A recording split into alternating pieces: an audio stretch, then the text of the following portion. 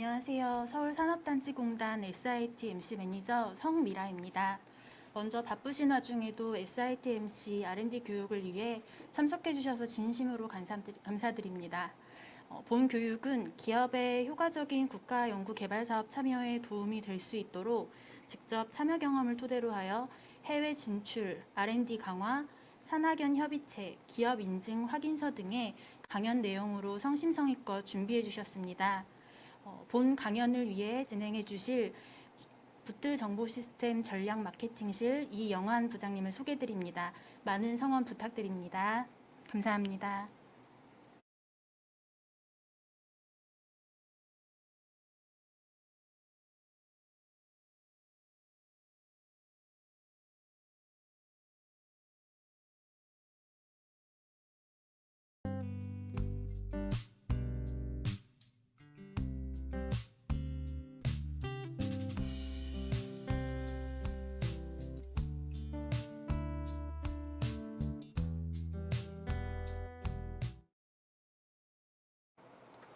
예, 안녕하십니까. 붙들 정보 시스템의 이영환 부장이라고 합니다. 일단 오늘 소중한 시간을 내주신 분들께 많은 감사를 드리고요. 많은 시간을 준비를 하지는 못했지만 지난 경험을 토대로 해서 참여하시는 기업분들, 관계자분들께 많은 도움을 드릴 수 있도록 많은 도움을 드릴 수 있도록 하겠습니다. 일단 제목은 그 국가연구개발 사업의 참여 방법이라고 말씀을 드렸는데요.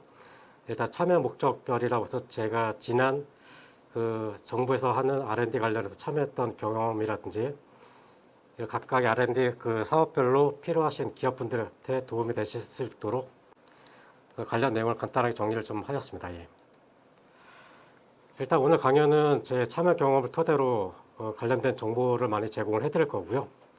그 다음에 저희 쪽 SIT 쪽의 그 기업분들, 관계자분들께 어떤 성장에 도움이 될 수 있도록 관련 내용을 좀 공유를 좀 드리겠습니다.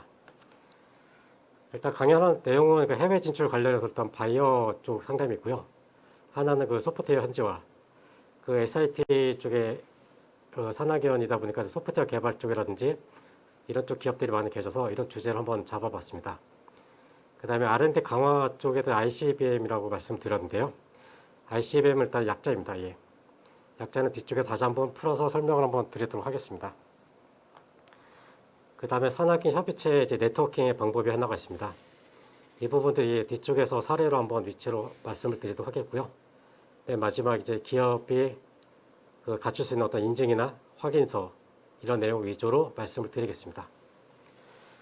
일단 간단한 학력이나 경력을 일단은 생략을 하도록 하고요.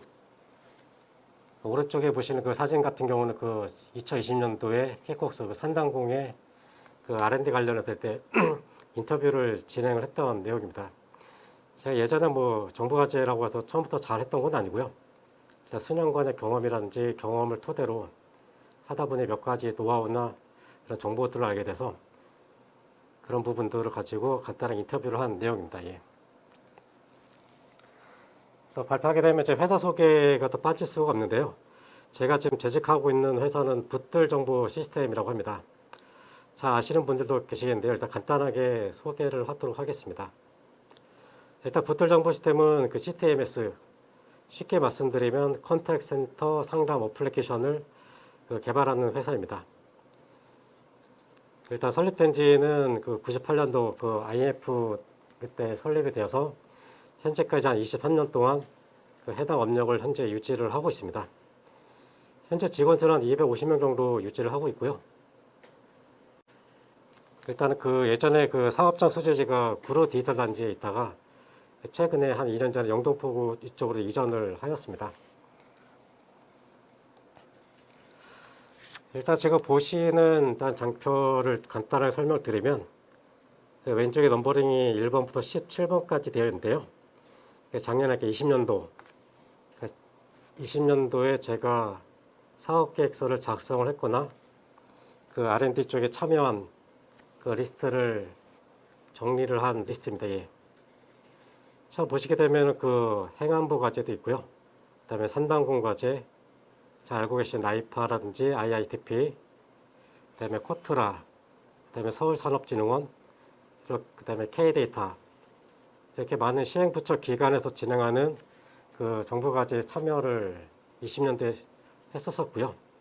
보시면 일단 제가 말씀드리고자 하는 결론만 말씀드리면 맨 오른쪽에 이제 결과라고 있습니다. 이제 탈락이라든지 선정 이런 부분이 좀 중요한데요. 그 많은 과제에 일단 지원을 하긴 했지만 그 중에 일부 이제 선정되는 이런 성과가 좀 있었고요. 이런 경험을 토대로 해서 제가 그동안 파악했던 이런 노하우나 정보를 일단 알차게 한번 제공을 한번 해드리도록 하겠습니다. 일단 산단공에서는 그 기업 성장을 위한 그 R&D 표준 교육 과정이라고 있습니다. 올해 21년도에는 그 단계별 교육이 있는데요. 그 R&D 관련된 초보 기업을 대상으로 일단 이론, 그 R&D 이해라든지 과제의 기획 이런 사례 분석 과정이 있고요. 그다음에 R&D에 참여를 하고 있거나 희망하는 기업들 대상으로 실습하는 과정이 있습니다. 그다음에 기술 로드맵이라든지 사업 계획서를 작성하고 실습 평가하는 과정이 있고요. 그다음에 IP R&D라고 해서 그 기술에 특화된 이런 기술 이전 이런 과정의 내용을 포함을 하고 있습니다. 세 번째는 그 R&D 과제 관리에 해당되는 내용입니다. 주로 이제 R&D를 수행하고 있는 기업들을 대상으로 해서 과제를 이제 수행하는 단계별 절차에 대한 세부 설명하고요. 그다음에 사업비에 대한 관리, 그다음에 RCMS라고 해서 이 사업비를 관리하는 시스템입니다. 이런 과목으로 구성되어 있고요. 이거 외에도 이제 사업계획서를 컨설팅 해주는 과정이 있습니다. 그 R&D 사업에 제안했던 사업계획서를 토대로 해서 그 1대1 그 밀착 컨설팅을 진행을 해주게 되고요. 그 기업의 입장에서는 그 해당 과제에 있어서 선정이 안 되었는지 이런 거에 대한 그 외부 전문가의 시각을 받아보실 수 있는 시간이 되실 수 있습니다. 올해 21년도뿐만 아니라 내년도 22년도에도 이 산단공에서 진행하는 교육 사업이 있기 때문에 그 단계별에서 가장 필요한 과정을 파악을 하셔서 참여하실 수 있는 기회가 내년도에도 있기 때문에 해당 과정을 잘 모니터링 하셔서 그 해당 교육에 참여하시는 그 기회가 됐으면 좋겠습니다. 네, 이제 오늘 말씀드리고자 하는 첫 번째 토픽인데요. 그 해외 진출에 관련된 이제 소프트웨어 현재입니다. 그 각 기업마다 패키지 소프트웨어라든지 여러 가지 다양한 소프트웨어를 가지고 계실 텐데요. 일단 국내에서 판매되고는 소프트웨어이다 보니까 해외에 대한 현지화 작업이 이제 필요할 수도 있습니다. 이 부분은 주로 이제 국내 시장뿐만 아니라 이제 해외 바이어를 대상으로 해서 동남아시아, 이제 미국, 일본, 유럽 이런 쪽에 소프트웨어 현지화, 로컬라이제이션이라고 하는 부분이 있습니다. 주로 이제 사용자 문서를 현지화하는 방법이 있고요.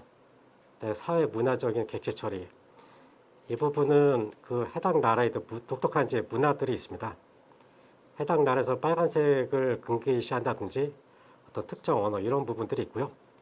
현지어에 대한 처리가 있습니다. 거의 다국어 사전에 해당되는 부분인데요. 실제로 사전 위주로 번역을 하는 것보다는 현지 실무자라든지 로컬에서 통용되는 이런 언어로 변환하는 작업이 좀 필요합니다. 그 다음에 사용자 매뉴얼이나 제품 속에서 이런 것도 현지화에다 번역이나 검수 작업이 꼭 필요하고요. 국내 번역뿐만 아니라 해외 관계자들이나 실무자들을 통해서 일단 검수를 받는 방법이 있습니다. 그거 외에 이제 사용자 요구 사항이라고 해가지고요. 이건 이제 글을 쓰는 방식이 이제 왼쪽에서 오른쪽이냐, 아니면 그 아랍 쪽은 오른쪽에서 왼쪽 쓰는 방식이냐 이런 내용들입니다. 그러니까 현지 시장에 맞게 이런 사용자 요구 사항을 추가 반영하는 것이 좀 필요할 수도 있습니다. 그다음에 마지막에 이제 UX나 UI 쪽 현지화하는 부분이다. 앞전에 말씀드린 이제 컬러나 금지어, 이제 종교적인 것들 이런 것도 해당이 되고요. 이거는 국제 표준화라고 해서 리소스나 로컬 대응, 다국어 지원이 있습니다. 참고로 팁이 될 만한 그 사업을 말씀드리면 그 한국정보통신기술협회에서 이런 소프트웨어 국제화나 현지화 교육을 진행을 하고 있습니다. 그러니까 1년에 한 4번 정도 이제 분기별로 한 번씩 신청을 받게 되고요. 거기에 대한 그 현지화에 관련된 교육이라든지 현지화 컨설팅, 보유하고 계신 소프트웨어를 가지고 현지화 테스트도 같이 진행을 하게 되고 테스트에 대한 결과도 받아보실 수가 있습니다.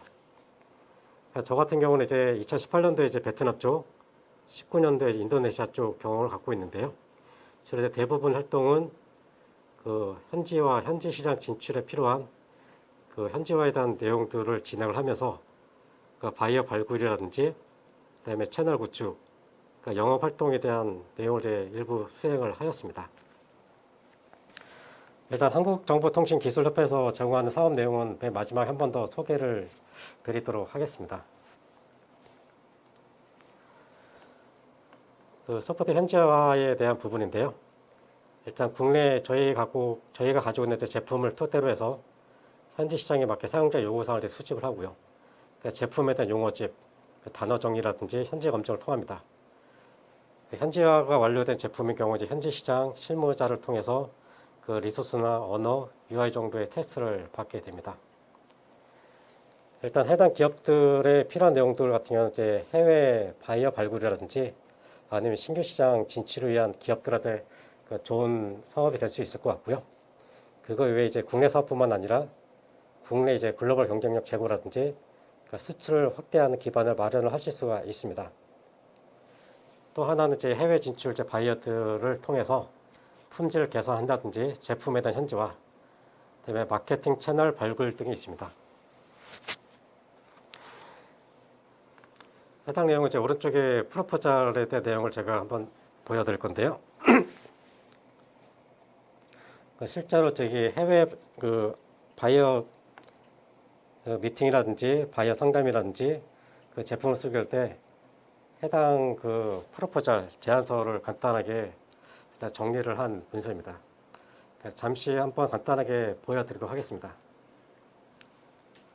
일단 해외에서 이제 바이어들 대상으로 그러니까 페이퍼 워킹 작업을 통해서 좀 소개했던 자료들이고요. 제가 예전에 그 베트남을 통해서 했던 내용을 간단하게 말씀을 드리도록 하겠습니다. 일단 베트남의 시장이 크고 있는 그 배경을 간단하게 이제 소개를 했고요. 해외 이제 바이어다 보니까 일단 기본적으로 일단은 영어로 일단 작성이 되어 있습니다. 일단 첫 번째 페이지에는 그 원페이지 서머리라고 해가지고요. 저희 그 바이어를 만나는 이유라든지 간단하게 설명을 드리도록 하겠습니다. 일단 바이어를 대상으로 해서 일단은 본 상담회나 미팅의 목적은 그 해외 현지 파트너에 대한 파트너를 찾는 게 목적이다라고 간단하게 명시를 했고요. 일단 목적을 간단하게 명시를 한 다음에 해외 바이어가 이제 해야 될 역할, 그 다음에 이제 국내 저희 이제 기업이 해야 될 역할을 간단하게 명시를 하였습니다. 간단하게 저희 회사에 대한 소개를 이렇게 페이지를 좀 추가를 하였고요. 일단 세 가지 정도로 간단하게 요약을 했습니다. 예. 저희 회사가 이제 어떤 회사인지에 대한 소개를 좀 넣는 장표가 있습니다. 근데 저희가 판매하고자 하는 현지 시장에 진출하고자 하는 제품이 무엇인지에 대해서 소개하는 페이지가 들어가 있고요. 맨 마지막에는 이제 바이어가 가장 관심 있어하는 협력 방안을 이제 어떻게 할 것인가 일단 내용을 좀 담고 있습니다. 첫 번째로 회사에 대한 소개를 이제 영문으로 간단하게 작성을 해왔고요. 회사 이제 설립 연도부터 이제 어떤 대외적인 신인도라든지 현재까지 해외 진출을 위한 활동들을 어떻게 해왔는지 일단 내용을 좀 설명을 하고요.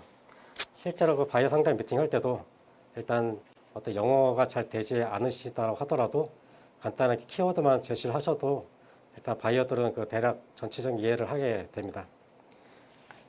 간단하게 회사 소개를 장표를 넣었고요. 그 다음에 저희가 갖고 있는 레퍼런스가 무엇이 있는지를 간단하게 소개를 하고요. 그 다음에 저희가 해외 진출에 했었던 저희 쪽 레퍼런스를 간단하게 소개를 했습니다. 해외 브런치라든지 뭐 사무소 이런 내용도 좀 담겨져 있습니다. 그 두 번째는 그 제품에 대한 간단한 소개입니다.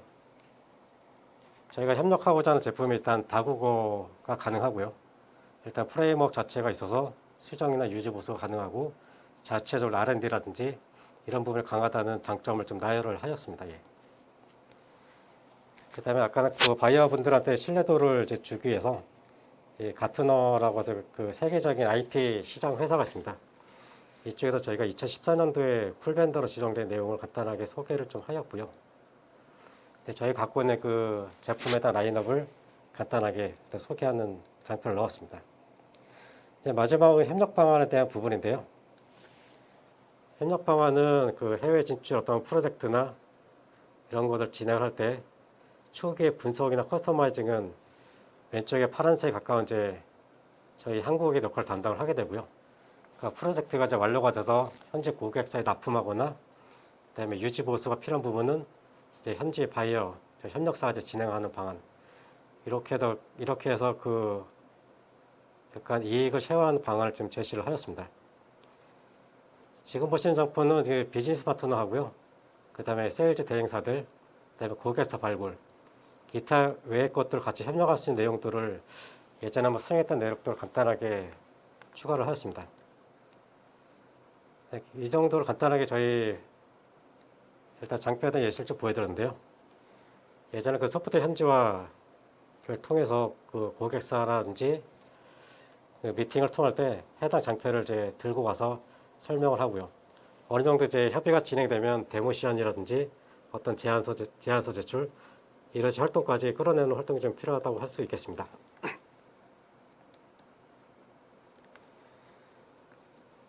예, 앞전에 설명드린 거는 그 소프트웨어에 대한 해외 현지화에 대한 부분이고요. 지금 말씀드리려고 하는 장표는 그 바이어 발굴에 대한 부분입니다. 저희가 실제로 20년도에 진행했던 그 바이어 발굴 리스트를 좀 나열을 해드렸는데요. 보시다시피 2020년도 이제 코로나 상황이다 보니까 이제 비대면으로 진행한 행사들이 상당히 많이 있습니다. 얼추 잡아도 86회 이상, 80회 이상 정도를 좀 진행을 했는데요. 그걸 지원해주는 그 주관 그 기관들이 상당히 많이 있습니다. 잘 알고 계시는 그 대표적인 코트라 쪽 기업이 있고요. 그 다음에 이노비즈, 그 다음에 소프트 산업협회 코사가 있습니다. 네, 중소기업 대상을 하는 그 중소벤처기업진흥공단 하는 사업도 있고요. 그 다음에 해당 지역에 그 기업이 소재하고 있는 그 기업의 어떤 구로구청이라든지 어떤 시청 쪽 이런 기관들이 있고요. 그 이외에 그 전파진흥원이랑 네, 중진공 이런 기업들 필요에 따라서는 그 해외에 있는 그 코트라의 그 무역관에다 별도로 진행하는 사업들도 있습니다.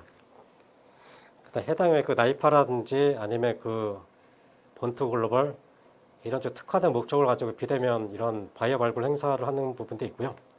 이런 부분들은 그 차후에 그 바이어 발굴이 필요한 경우에 그 해당 모니터링을 쭉 진행을 하시면 그 진출하려고 하는 나라에 그 행사를 신청하셔서 진행하시면 좋을 것 같습니다. 한 가지 팁을 드리면 그 해외 바이어 발굴을 할 때 그 바이어 DB가 상당히 좀 중요한 부분이 있는데요. 그 바이어에 대한 부분은 현지 시장 조사는 사전에 조사를 하는 것이 가장 중요합니다.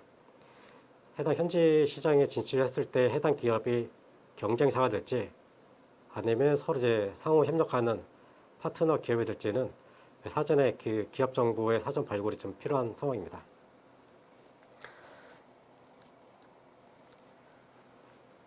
이건 그 코로나 이전 상황에 이제 바이어 발굴이라든지 미팅 상담 매칭을 하면서 그 만났던 그 바이어들이고요.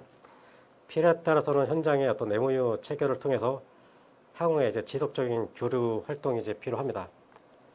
그 행사 당일이나 아니면 그 바이어 상담 진행할 때에 대한 호응도를 지속적으로 이후에 끌어내는 작업이 좀 필요한데요. 이런 걸 통해서 어떤 이메일이라든지 필요에 따라서는 어떤 요즘에 그 메신저를 활용해서 서로 이제 이메일을 이제 교류를 하고요. 관련된 회사 제품 소개서나 제안서 이런 것도 수시로 제공을 하고 이제 체크를 하는 것이 필요하다고 할 수 있겠습니다.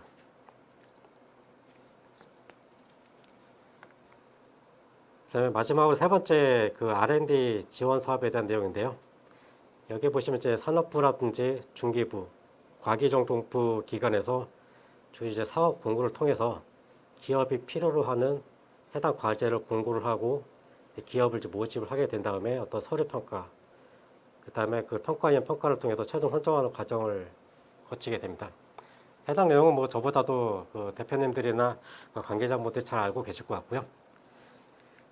여기서는 그 산업단지공단에서 그 최동근 간사님 같은 경우는 그 올해 한 6회 정도 각 기업, 각 기관에서 나온 공고들을 추려서 정보를 이제 제공해 주고 계시는데요. 아마 내년에도 그 해당 기관에 나오는 그 과제들을 별도로 모니터링해서 이제 내용을 정리한 다음에 아마 이메일 등을 통해서 별도로 정보를 제공해 주시는 걸로 알고 있습니다. 일단 뭐 오늘 일자를 빌어서 산단공의 최동규 원장님께 감사의 말씀을 드리고요. 이후에 필요하면 다른 내용을 한번 말씀을 드리도록 하겠습니다. 일단 중소벤처기업부에 대한 그 21년도 R&D 사업 개편 방향입니다. 여기서 말씀드리고자 하는 것은 일단 기업 주도형과 협력형, 이걸 이제 스타트업이냐 아니면 스케일업이냐 아니면 상용화 아니면 산학형이냐, 이런 식의 매트릭스를 적용해서 그 회사가 이제 성숙기인지 아니면 초기인지 도약기인지에 대한 부분을, 그 과제에 대한 부분을 그 내용을 파악하셔서 지원하실 수 있을 것 같습니다.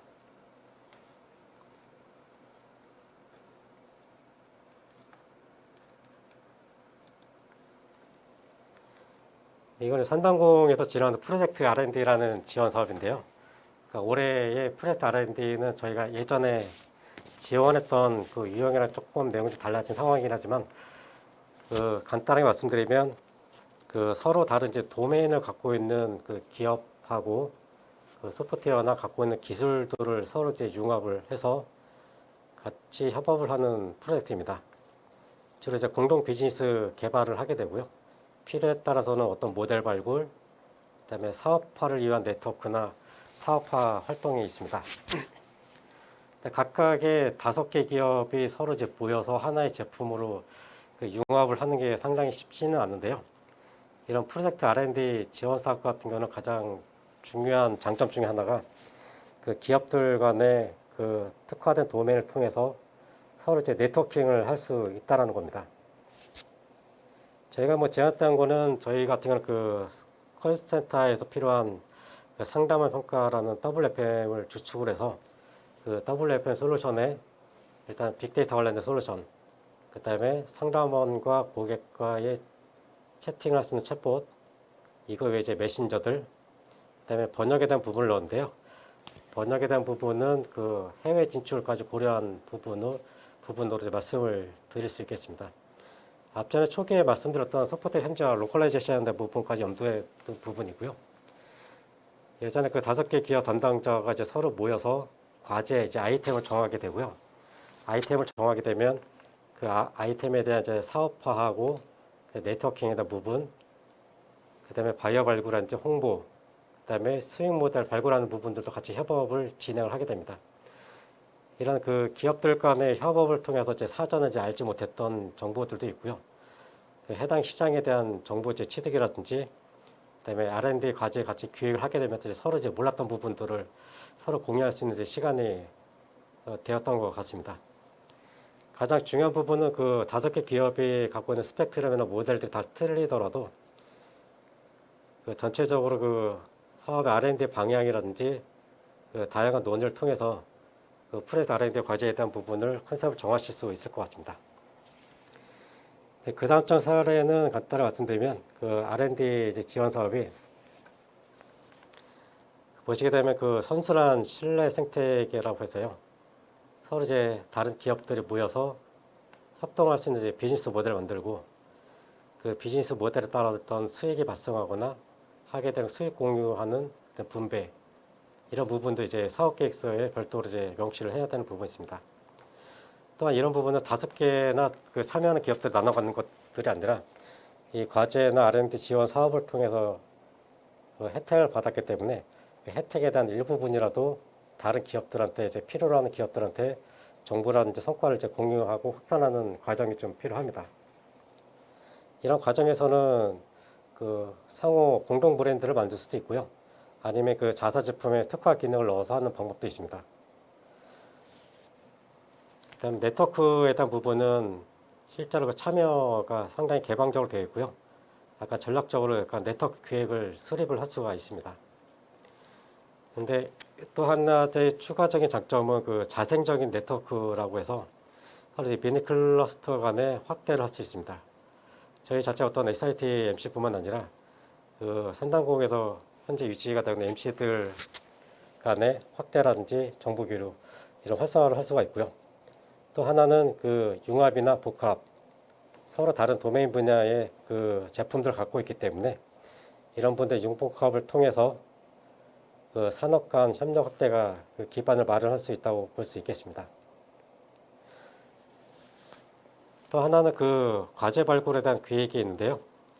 이런 해당 과정을 통해서 이제 R&D 분야의 활성화, 기업이 단독으로 진행하는 과제도 있긴 하지만 서로 이제 그 컨소시엄을 통해서 하는 과제도 있습니다. 이런 부분들은 어떤 기술적인 그 특성을 갖고 있고요. 그런 기술을 갖고 있는 경쟁력 하에서 그 R&D와 비즈니스를 공동으로 같이 진행하는 특징을 갖고 있다고 말씀을 드릴 수 있겠습니다. 그다음에 비즈니스에 관련된 부분 말씀드리면 그 회원사 특성에 맞게 일단 가장 중요한 게 일단 협력이 필요합니다. 그 협력을 통해서 그 산업 간의 그 융합을 일으킬 수 있는 가장 확산 효과가 가장 크고요.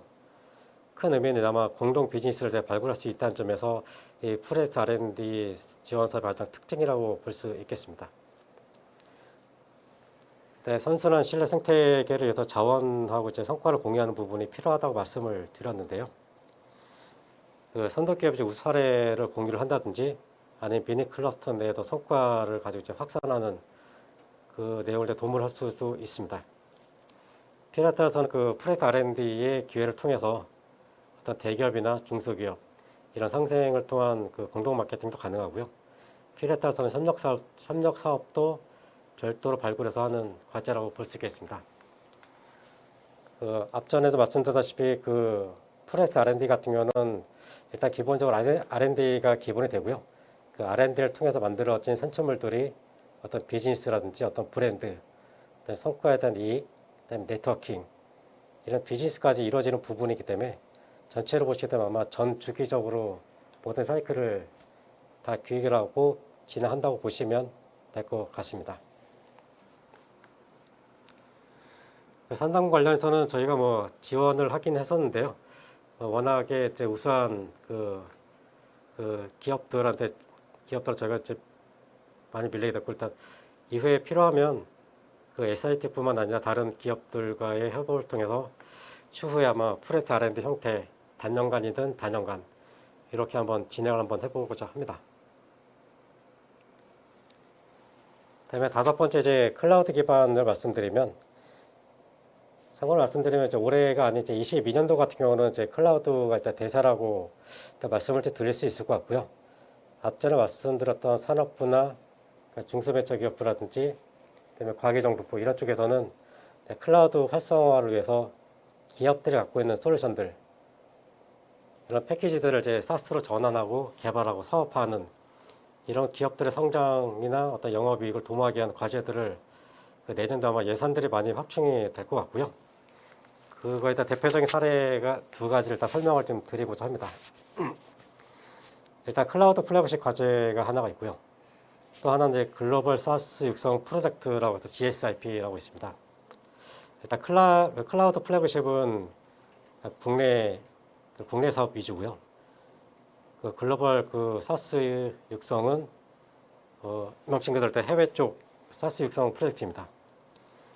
왼쪽에 클라우드 플래그십 같은 경우는 그 서비스 분야라든지 어떤 금융 분야 아니 물류나 유통 분야를 특화를 해서 진행하는 과제가 있습니다. 과제 기간 한 1년 정도 진행을 하게 되고요. 단독 또는 공동 컨소시엄 형태도 진행이 가능합니다.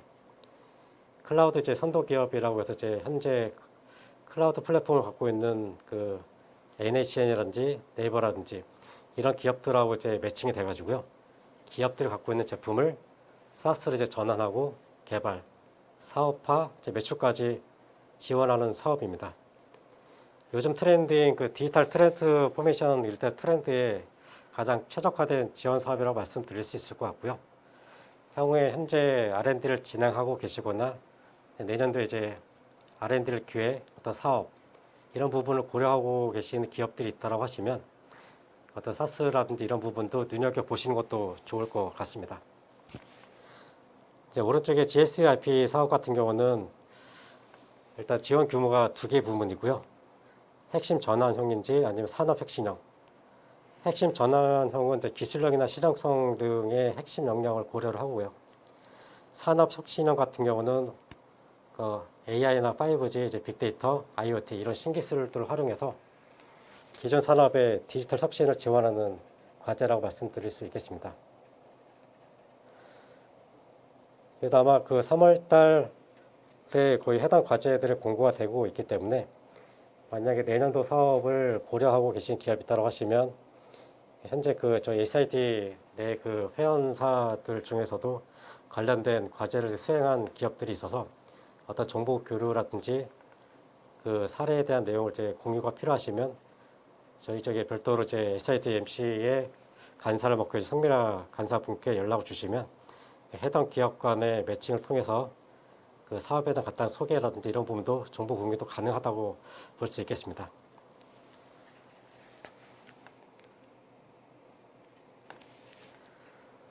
네, 저희가 19년도에 진행했던 GSIP 사업인데 해외 쪽에 저희가 갖고 있는 제품을 사스로 전환, 개발해서 사업화까지 하는 과제입니다. 일단 타겟은 일단 금융이라든지 공공, 의료 이런 채널을 타겟으로 잡았고요. 그래서 교육 쪽이라든지 의료, 금융, 공공 분야의 경쟁력 있는 플랫폼을 만들기 위해서 저희가 컨택센터 상담 어플리케이션을 가지고 이걸 클라우드 서비스 사스로 제공하는 과제였습니다. 클라우드 선도 기업으로는 알고 계시는 KT가 있고 네이버, 구글, 아마존, MS, 오라클 이렇게 있고요. 그다음에 일본 쪽에 사이버조라고 있습니다.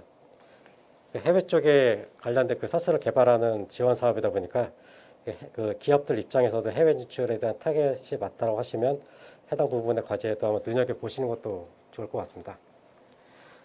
앞에 간단하게 설명을 드렸는데요. 저희가 베트남 쪽에 소프트 현지화 관련된 과정을 먼저 선행이 되었고, 그다음에 TTA를 통해서 현지화에 대한 교육과 컨설팅, 갖고 있는 패키지에 대한 시험 검증 결과를 사전에 진행을 했기 때문에 그 다음 과정으로 이런 글로벌 기반의 사스 서비스 개발 사업화를 진행을 하게 되었습니다.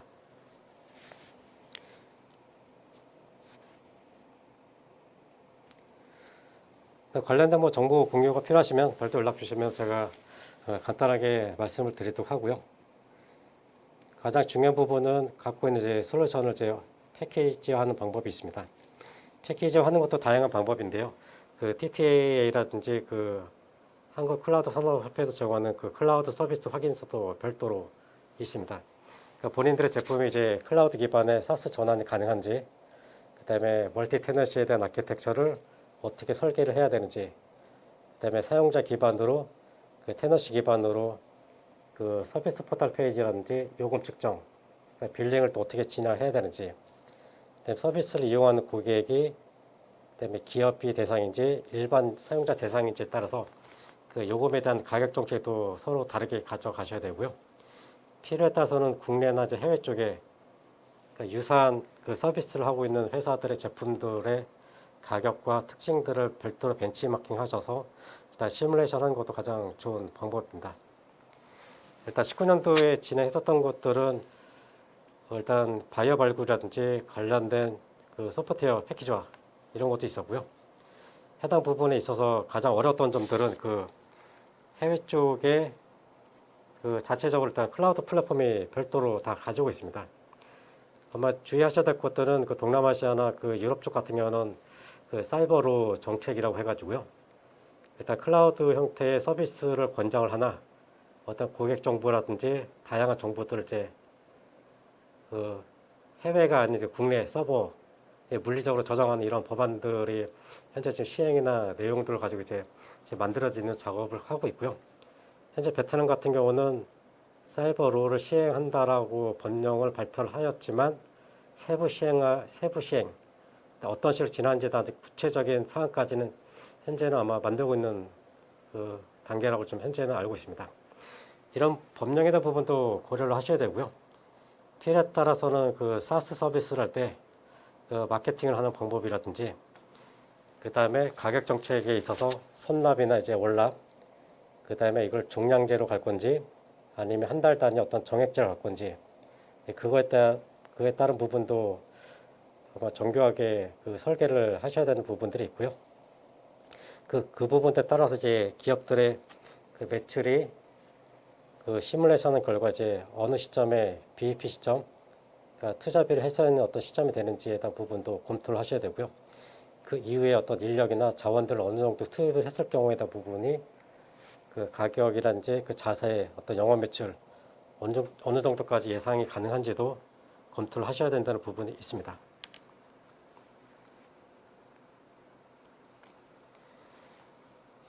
지금 보시는 장표는 이제 클라우드 기반화의 이제 사스에 대한 부분 전환을 이제 가속화시키기 위해서 그 과기정통부에서 주관하는 그 강연 내용입니다. 지난 14일 날에 관련된 내용 저희가 앞전에 보셨던 그 사례들을 가지고 그 참여 기업들 대상으로 간단한 강연을 했었는데요. 국내 이제 클라우드 시장에 대해서 그 글로벌 대 경쟁력을 갖추고 그다음에 기업들의 입장에서 디지털 트랜스포메이션이나 사스 사업화를 고려하고 계신 기업들 이런 관계자분들 대상으로 하는 그 강연들이었고요.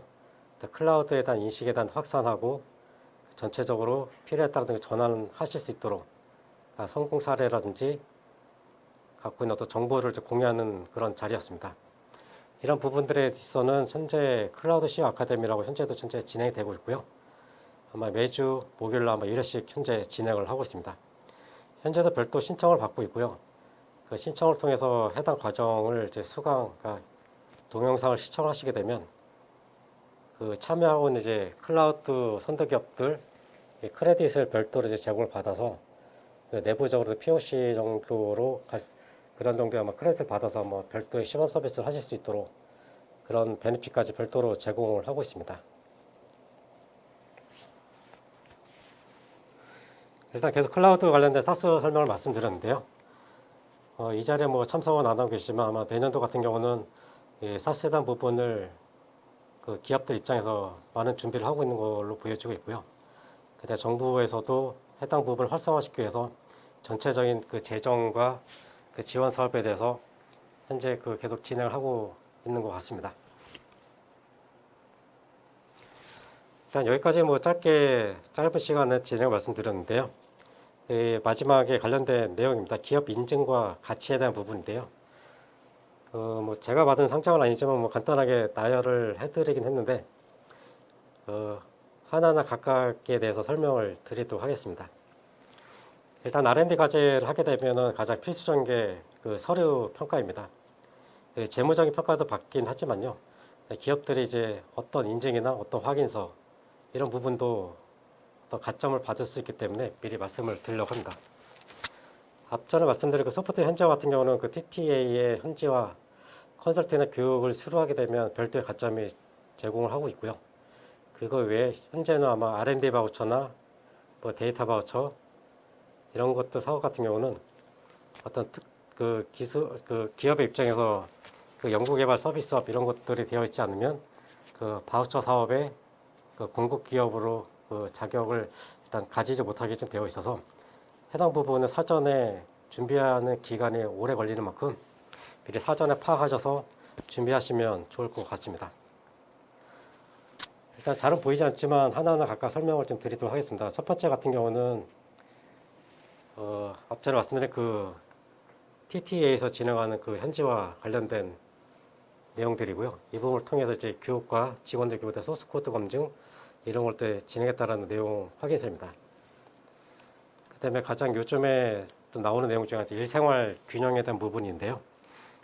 일생활 균형이라고 해서 이제 캠페인에 참여했다라는 참여 확인서 이런 것들도 있습니다. 그다음에 또 하나 보시게 되면 그 가족 친화 인증이라고 해서요. 그 가족 친화 인증을 아마 받고 계시는 기업이 많이 있을 것 같습니다. 그 가족 친화 인증 같은 경우는 그 제공한 혜택들도 있을 뿐더러 그 R&D 사업 같은 것 중에 일부 가점으로 제공하는 사업들도 몇 개가 좀 있습니다. 보시면 아마 네 번째 인증 같은 경우는 그 하이서울 브랜드 기업에 대한 인증인데요. 예전에는 하이서울 브랜드로 한번 지정이 되면 일단 별도의 유효 기간은 없었습니다. 예. 근데 해당 내용이 아마 내년 작년도부터 유효 기간을 별도로 지정하는 이렇게 규정으로 또 바뀌게 되었고요. 그래서 하이서울 브랜드 같은 경우는 기업의 그러니까 유효 만료 기간 이런 일정에 대한 모니터링이 필요합니다. 하이서울 브랜드 같은 경우 서울 소재 기업으로서 이제 서울시에서 진행하는 그 서울산업진흥원 이런 지원 사업에 참여 쓴 혜택들이나 그 가점들이 별도로 제공을 하고 있습니다.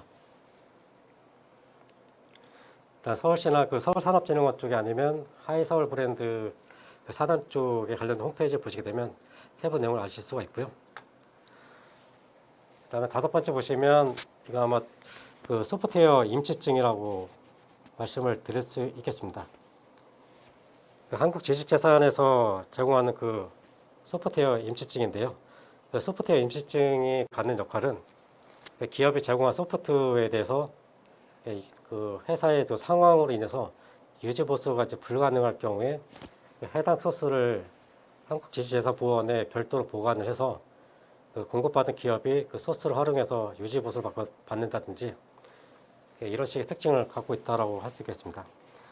별도에 따라서는 이제 해외 같은 경우는 그 소프트웨어 임시증을 저희가 한국에 이제 이런 제도가 있다라고 설명을 하게 되면 그 어떤 특정 상황에 맞게 되면 그 해당 제품에 대한 것들을 이제 그 공공기관을 통해서 그 유지 보수라든지 뭐 시스템에 관련된 수정 이런 부분 가능할 수 있도록 일단 소스를 보관하고 있다라는 내용입니다.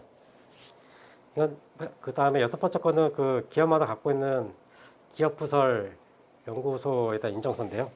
아마 웬만한 기업들은 아마 세제 혜택이라든지 이런 것들을 인해서 다 보유하고 계시고 있는 걸로 알고 있습니다. 그 다음 거 보시게 되면 이제 IS 9000이라는 품질 강령 시스템에 대한 인증서인데요. 아마 이 IS 9001 같은 경우는 아마 정보 보안이나 보호 쪽 이런 거 아마 27001까지 있는데 기업에서 필요한 경우는 그 IS 9001 같은 경우는 저희 SIT 미니 클러스터의 자문으로 계시는 그 회원사를 통해서 그 간단한 정보를 좀 받으실 수가 있고요. 그 관련된 그 품질 경영 시스템의 인증서도 별도로 보유하고 계시면 관련해서 받을 수 있는 많은 혜택이 있다라고 말씀드리겠습니다. 그다음에 영문으로 된 인증서인데요. 보시면 약간 클라우드 서비스 확인서라고 해서 그 클라우드 산업협회에서 그 외부 공인기관에서 인증해주는 기업이 보유하고 있는 소프트웨어 제품이 클라우드 서비스가 가능한 제품이다 라고 그 외부 기관에서 이제 인정해주는 확인서 문서라고 할 수 있겠습니다. 해당 문서를 다 서류 점검 과정이 하나 있고요. 그 다음에 시스템 점검에 대한 부분이고, 그다음에 보안 점검 이렇게 진행이 됩니다. 일단 서류 점검은 그 제품에 대한 소개서하고요.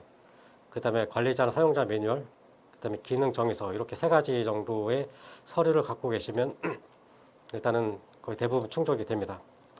그 다음에 클라우드 서비스 확인서 내용이다 보니까 해당 내용에서 과연 클라우드 서비스에 충족하는 그런 기능을 갖고 있는 소프트웨어인지를 확인하는 과정이 있는데요. 일단 기본적으로 멀티 테너시 형태의 아키텍처를 갖고 있느냐라는 게 하나 있고요. 그 다음에 그 오토 스케일링이라고 해서 사용자가 이제 늘어나거나 줄어들 때에 대한 기능을 제공하느냐, 아니면 모바일이나 뭐 PC, 뭐 데스크탑 이런 식의 다양한 기기에도 적용이 가능하느냐, 지원을 하느냐 이런 것도 있고요. 그 다음에 그 IT 공동자원의 공동 분배라든지 공동 이용 이런 기능을 충족하느냐라는 부분도 있습니다. 가장 중요한 거는 요금 측정 이제 빌링이 가능한 부분이냐라는 부분을 체크를 하게 되는데요.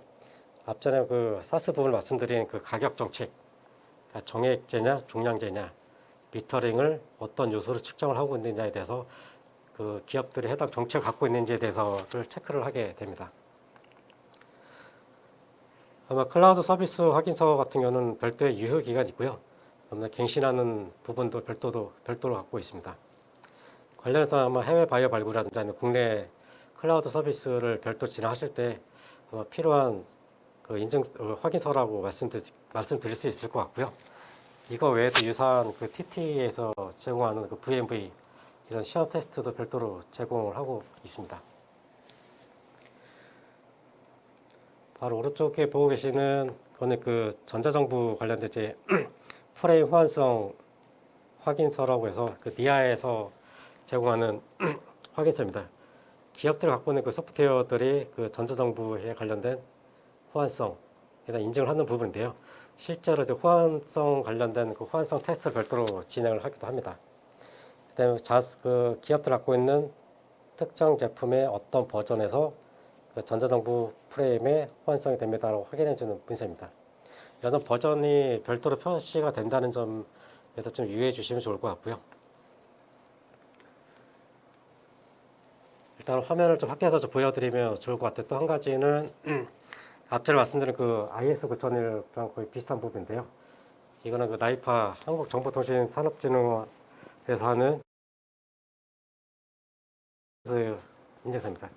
그 SP 인증 IS 9001과 마찬가지로 그 기업들이 소프트웨어 사업을 할 때 그 프로젝트 단계별로 정확한 그 단계라든지 필요한 산출물 이것들을 체계적으로 가지고 있는지에 대한 부분을 그 평가를 하게 되고요.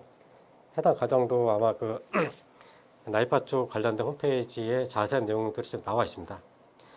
마찬가지로 유효 기간이 있고요. 이거 처음에 이제 인증받은 이후에 1년마다 이제 품질 실적 보고서라고 해서 그 자사에서 진행했던 프로젝트 사례를 선택을 해서 해당 과정별로 진행된 그 소프트웨어 품질 관련된 그 사례를 그 품질 실적 보고서로 제출하게 되어 있습니다. 그러면 약간 시간이 좀 한 15분 정도 남았는데요. 좀 더 빠르게 좀 진행하다 보면 아마 GS 인증에 대한 상표 표시입니다. 예. GS 인증 같은 경우는 예전에 하고 좀 달라진 점은 그 보안에 대한 취약성 점검이 그 조건이 좀 추가가 됐다는 점입니다. 예전에는 그냥 특정 수준의 그 보안까지만 그 확인을 했는데요. 그 작년인가 아마 올해부터는 그 보안 취약점에 대한 이런 부분도 좀 더 강화해서 그 GS 인증을 진행을 하고 있습니다. 그리고 GS 인증 같은 경우는 아마 조달청이라든지 뭐 자체적으로 아마 공급하실 때 필요한 기업들에서 별도로 가지고 계신 걸로 알고 있습니다.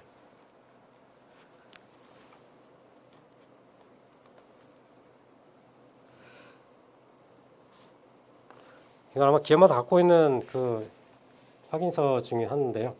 하나는 그 메인 비지에서 제공하는 인증서가 있고요. 그다음에 맨 마지막에 보시는 그 이노비지에서 제공하는 그 인증서가 있습니다. 아마 두 개 인증서는 아마 기업마다 기본적으로 가지고 계시는 인증서가 있을 것 같고요. 지금 보시는 화면에 오른쪽에 세 개, 기업 부설 연구소랑 그다음에 메인 비즈, 그러니까 경영 혁신형, 이노비지에서는 기술 혁신형, 이 세 가지는 아마 웬만한 기업들은 다 가지고 계실 것 같고요. 그 기업의 업력에 따라 그 벤처 기업이냐 이런 것 별도 추가될 수 있는데요. 해당 부분들은 아마 세제 혜택 같은 부분에 필수적으로 필요한 그 확인서라고 말씀을 드릴 수 있겠습니다. 네, 마지막 하단에는 그 가족 친화 인증서인데요. 저기 첫 번째 상대로 보셨던 거는 그 가족 친화 말고 여가 친화라고 해서 문화체육관광부에서 해주는 확인서가 있습니다. 그 기업들을 재직을 하고 있는 이제 직원들을 대상으로 해서 어느 정도 이제 여가 생활을 할 수 있도록 하는 부분을 체크하는 게 이제 여가 친화 인증이고요. 밑에 이제 가족 친화 인증이라고 해서 요즘에 그 얘기하고 있는 그 일생활 균형 이런 부분을 기업의 입장에서 그 직원들한테 어느 정도 복지 혜택을 이제 지원을 하고 있느냐라고 별도로 이제 체크를 하고 있습니다. 그 가족 친화 인증서 같은 경우는 그 여성가족부에서 주관하는 그 인증서고요. 그러니까 별도로 진행하기를 고려하고 계시는 기업이 있다고 하면 그 가족 친화 인증 홈페이지에 가서 신청하신 다음에 사전에 필요한 컨설팅이라든지 사전 진단 이런 부분도 가능하게 되어 있습니다. 그다음에 강소기업 확인서라고 있는데 고용노동부에서 제공하는 확인서입니다. 강소기업을 하는 거는 그 별도로 그 따로 신청하는 건 아니고요. 해당 그 중소벤처기업과 그 전체적인 그 내용을 공유가 돼서 고용노동부 쪽에 추천을 하게 되면 그 해당 기간 동안에 그 강소기업 확인서를 발급을 해주게 됩니다. 지금이라도 지금 시청하고 계시는 그 기업분들 중에서 강소기업 확인서라고 검색을 한번 해보시면 아마 일부 기업들은 아마 강소기업 확인서에 대한 인지가 잘 안 되는 부분이 있기 때문에 검색을 해보셔서 해당 기업의 이제 강소기업인지를 확인해 보시는 것도 좋을 것 같습니다. 지금 보는 그 장표 같은 경우는 그 산학연이라고 해서 그 대학교 산학협력단과의 가족회사 이런 인증서인데요. 필요에 따라서는 인력 양성이라든지 기술 교류 이런 부분에 사전에 그 특정 기업, 특정 대학과의 산학협력단과 그 가족회사라든지 산학연 이런 약정이라든지 그 제휴를 진행하신 것도 좋은 방법 중에 하나입니다. 요즘 상당히 인력난 부분에 대한 부분이 있는데요. 이런 특정 기술의 특정 학과와 별도 통해서 산학연을 진행하는 방법도 있습니다. 네.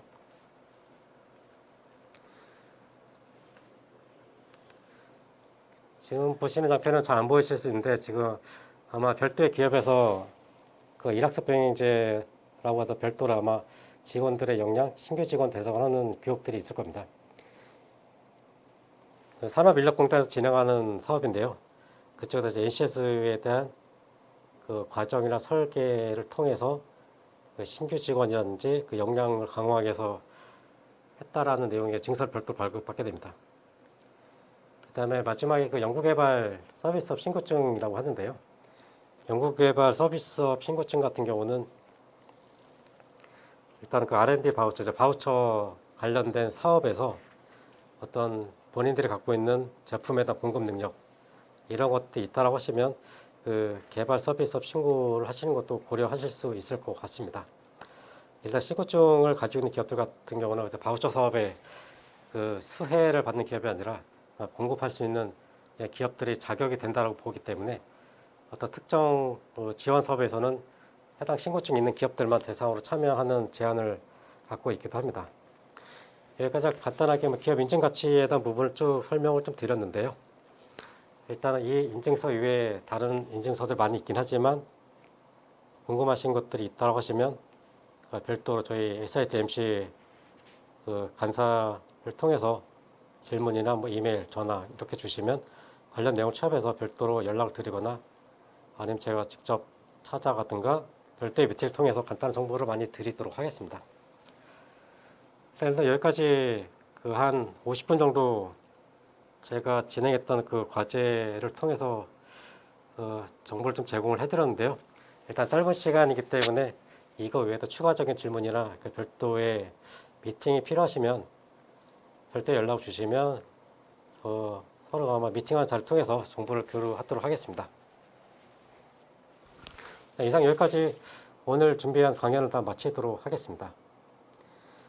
별도의 질의응답은 저희 같은 SIT MC 회원들이기 때문에요. 일단 밴드라든지 저희 간사님 쪽 이메일 통해서 문의 주시면 해당 내용 취합해서 정보를 공유드리도록 하는 걸로 하겠습니다. 일단 오늘까지 귀한 시간 내주셔서 감사합니다. 수고하셨습니다.